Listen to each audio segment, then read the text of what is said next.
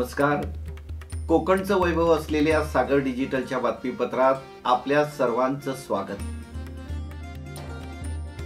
पाहूया आजच्या ठळक घडामोडी. बैलाच्या जागी स्वतःला जुंपलं. कल्याणच्या पदवीधर शेतकऱ्याची आदर्शवत कृती. कल्याणमधील दुर्गाडी किल्ल्यासमोर शिवसेनेच्या दोन्ही गटांकडून घंटानाद आंदोलन. माथेरान पेब किल्ला दरीत कोसळलेल्या तरुणीला रेस्क्यू टीमनं वाचवलं. जिल्ह्यातील सर्व नगरपालिकांसह अलिबागच्या शिवतीर्थावर महायुतीचा झेंडा फडकावणार. खासदार सुनील तटकरे यांचा निर्धार. आणि भोर राष्ट्रीय महामार्गावर खरवली येथे दरड कोसळली. आता पाहूया आजच्या सविस्तर बातम्या. घरची आर्थिक स्थिती बेताची. 7 महिन्यापूर्वी कमवत्या वडिलांचा आकस्मिक मृत्यू. या संकटातूनही उभं राहून नव्या उमेदीने जोमाने आईच्या व कारभारणीच्या मदतीने शेती कसायला सुरुवात केली. मात्र येथेही नियतीने डाव साधला. पेरणी करायला जात असताना अचानक एका बैलाचा मृत्यू झाला. आता तर आभाळच कोसळलं. आता पेरणी कशी करायची हा एकच प्रश्न पडला असताना यावरही मात करत जगन वारे या युवा पदवीधर शेतकऱ्याने मेलेल्या आपल्या बैलाच्या जागी स्वतःला झुंपून नांगर ओढून भात पेरणी पूर्ण केली. कल्याण तालुक्यातील सदानंद वारे हे मांजवली गावातील प्रगतशील शेतकरी जगन वारे या शेतकऱ्याची ही कृती सर्व शेतकऱ्यांसाठी आदर्शवत अशी आहे.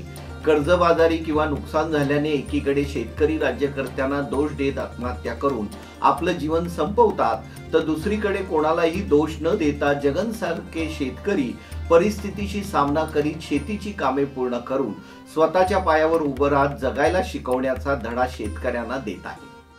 अरे मी मांजरली गावचा रहिवासी. 5 महिन्यापूर्वी माझ्या वडिलांचा मृत्यू झाला. तरी सुद्धा मी खचून न जाता ती शेती तशीच पुढे करण्याचा प्रयत्न चालू ठेवला आहे. परंतु सरकारीमधून आम्हाला नाचणीचा बियाणा भेटला होता. त्याची आम्ही पेरणी केली. पण पाऊस चांगला झाला असल्यामुळे आम्ही भाताची पेरणी करण्यासाठी शेतावर चाललो असताना अचानक एका बैलगाडीला चालता चालताच त्याचे पाय कापू लागले आणि त्याला चक्कर आली. तो खाली पडला आणि 5 मिनिटांमध्ये त्याने जीव सोडला. याच्यामुळे आम्हाला खूप धक्का बसला. परंतु तरी खचून न जाता आम्ही शेती करण्याचा निर्धार चालू ठेवला. परंतु एकच बैल असल्यामुळे मी स्वतः एका बैलाला नांगराला झुकून आणि दुसऱ्या बाजूला मी स्वतः आणि माझी पत्नी नांगर धरण्याचं काम करते. आणि तिथे आम्ही आता शेतावर पेरणी करण्यासाठी आलो.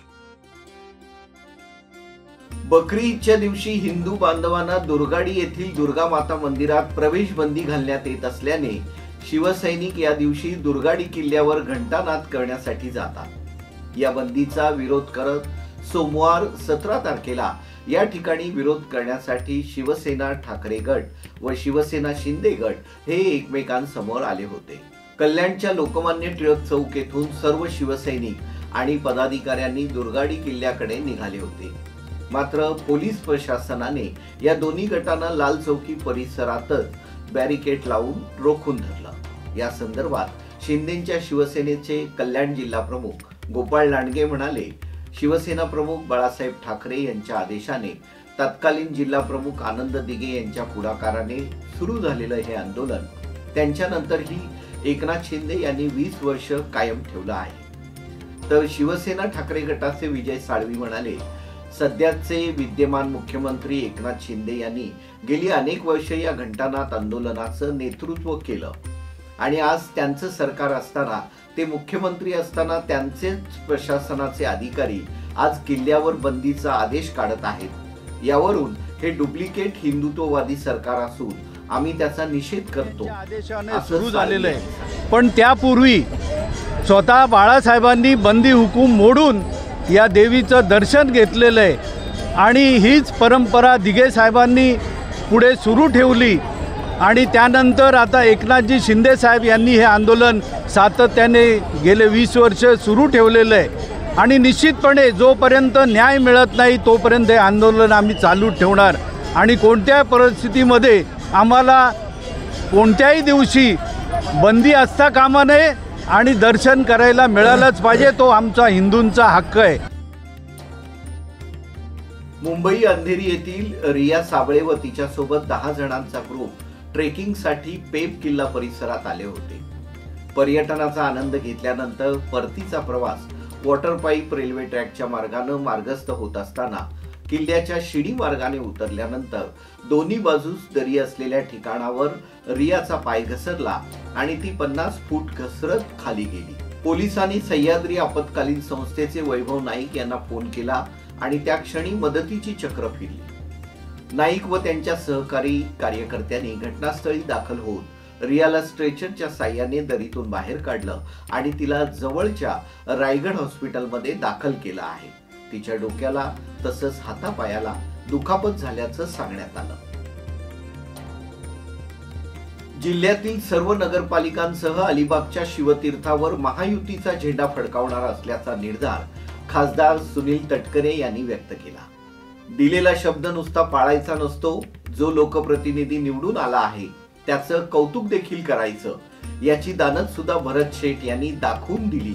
त्याबद्दल मी भरत शेठ यांना धन्यवाद देतो, असं प्रतिपादन उदय सामंत यांनी केलं। तर अलिबाग, पेण, श्रीवर्धन मध्ये मोठा लीड मिळाला, पण आपण महाडमध्ये का कमी पडलो? का तिथे मुस्लिम बांधव नाहीत का? इतर समाज नाही का?